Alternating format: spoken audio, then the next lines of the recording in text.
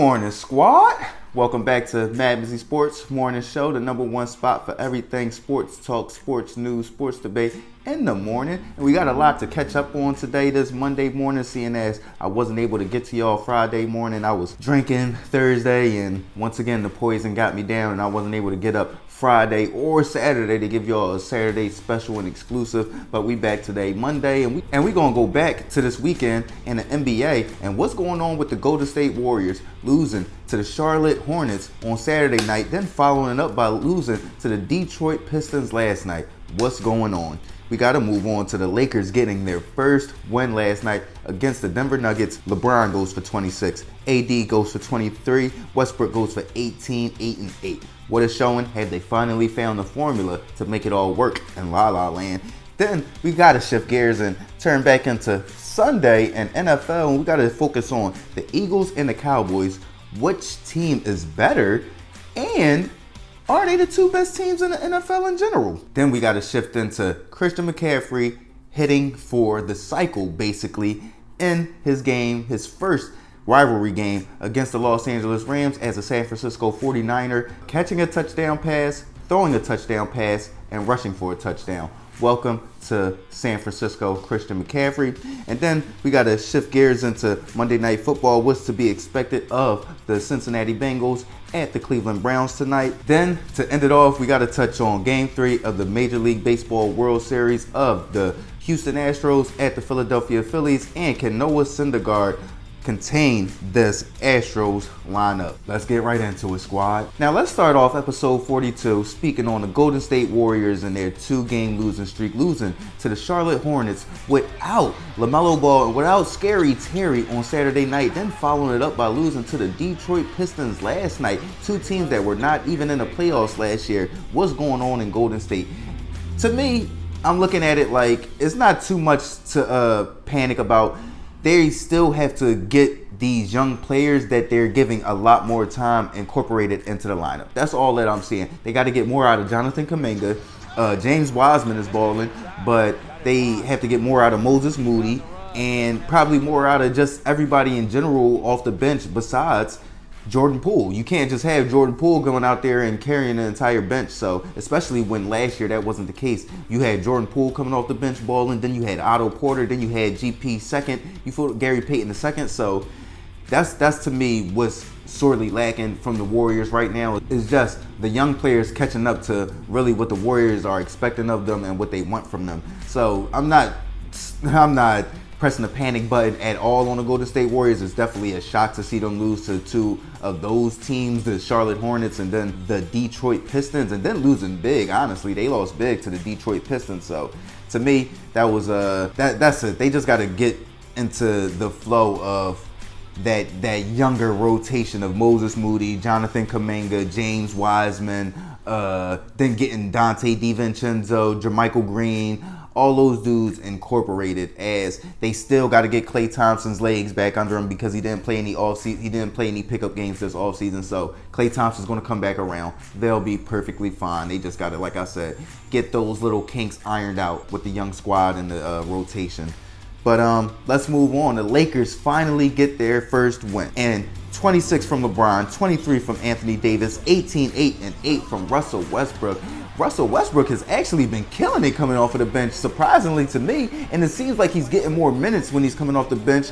Hey, listen, if Russell Westbrook takes on this bench role and averages damn near a triple-double, because even the other night he had 18 and a nice little stat line. So if that's going to result in him shooting better, he shot 2 for 4 from 3-point last night, 50% from the field. So if they going to get that, and then they're going to be able to, you know what I'm saying, compete with some of the top tier teams, then listen, I like the move that they made. It just shows that they should have stuck with their guns from the rip. Darwin Ham should have just stuck with what he said from gun bust of he was going to change the rotation and have Russell come off the bench. But hey, listen, I'm impressed by what I've seen from Russell Westbrook specifically, coming off the bench and accepting that role and actually owning that role. Tip my cap to Russell Westbrook. But let's move on to Sunday NFL football, and yesterday we had the Eagles go to 7-0 to remain the only undefeated team in the NFL, and then you had the Dallas Cowboys go to 5-2,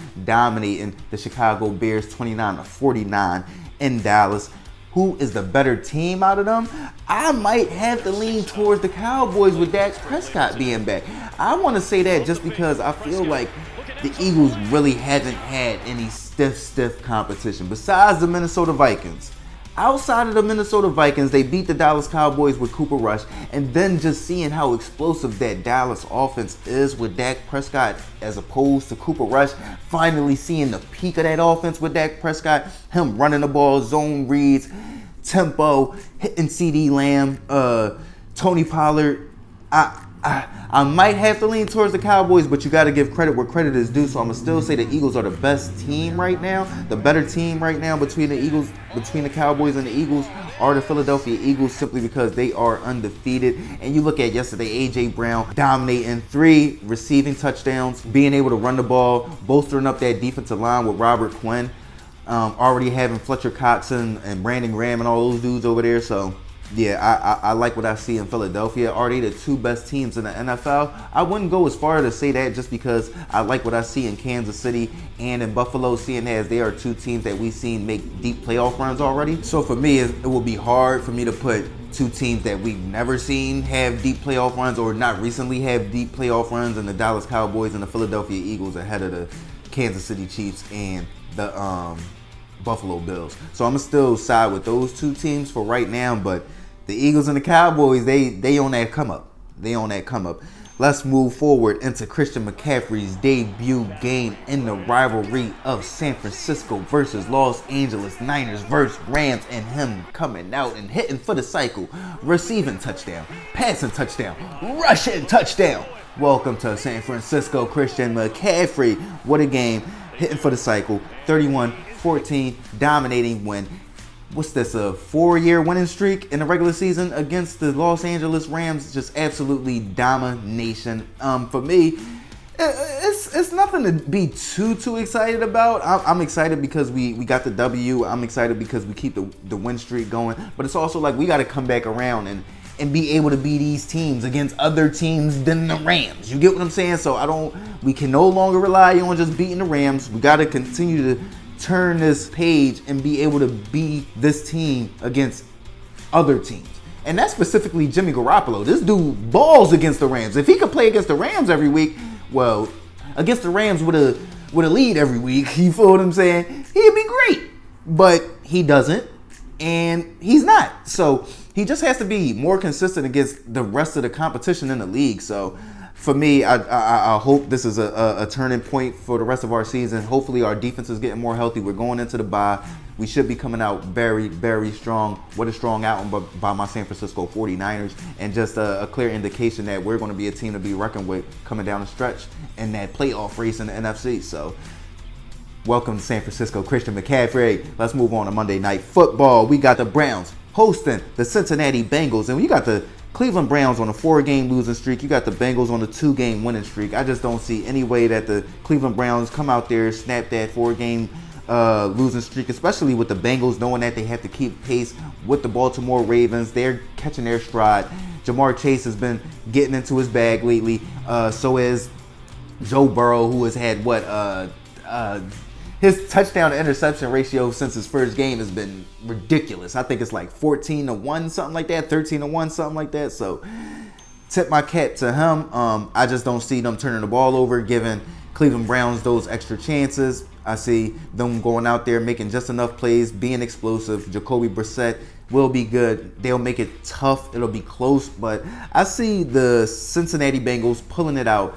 And I'm going to say 23-17 game where they might score a late touchdown to pull away. So, yeah, give me the Bengals 17-23. But let's move on to Game 3 of the World Series of the Houston Astros at the Philadelphia Phillies. And the Houston Astros offense has just been absolutely on fire for the entire year. So you look at them in the first 2 World Series games, they scored 5 runs. The Phillies have spotted them 5 runs. So that's why, to me, the major thing is, can Noah Syndergaard come out there and contain that Astros lineup and not give up 5 runs from Jump Street to have the Phillies have to play from behind all the time. So that's hard to do when you're in the World Series, is to come from behind from 5 runs every game. So, or any surmountable runs. You got to contain that team and not let that lead get too out of control. So for me, I'm looking to see if Noah Syndergaard can contain that Astros lineup for at least that first 5-6 innings of that game. So hopefully he can keep them within a 2-3 run, you know what I'm saying, striking distance. Then that's when the Phillies, then it's a game. You get what I'm saying? You don't have to make an astronomical comeback just to get a W. So that's what I'm looking for, is can Noah Syndergaard contain that Astros high octane lineup. Let me know what y'all think, though. This is MadMizzy Sports, episode 42. Like, comment, share, subscribe, listen, alert. MizzyWorld Entertainment, gang.